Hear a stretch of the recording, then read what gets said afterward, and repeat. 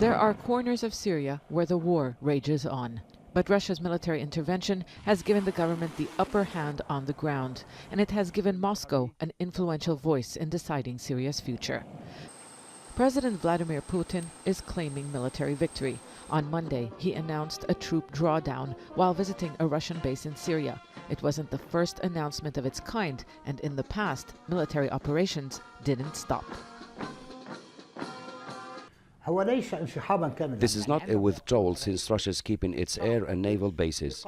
And Putin did say if terrorists come back, we will strike them. So that means Russia's military strength is still present in Syria. Many have downplayed the military significance of Putin's announcement. Some believe it was a message to the United States, which recently suggested that American troops could stay in Syria after the fight against ISIL is over. There are an estimated 2,000 troops there, and the U.S. administration now talks about a new goal, saying that those forces could help set conditions for a diplomatic solution. This is a political decision. It's Russia starting to ask the international community to pressure the United States to withdraw its troops from Syria. Russia is bothered by what it sees as the illegal presence of U.S. troops.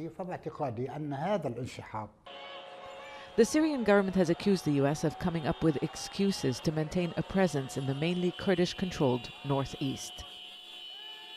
The U.S. has been marginalized diplomatically. A military presence on the ground gives it leverage in future negotiations. But Russia is pushing for a separate peace process to that of the United Nations. It wants to host what is known as the Syrian People's Congress that will bring together the government and the opposition early next year. But there are some who believe Putin's withdrawal announcement was also a message to his own ally. Russia is being pressured by the U.S. and Israel to curb Iran's growing influence in Syria. The message to Iran is that there is no need for you to stay permanently in Syria. There is no need to further expand your presence.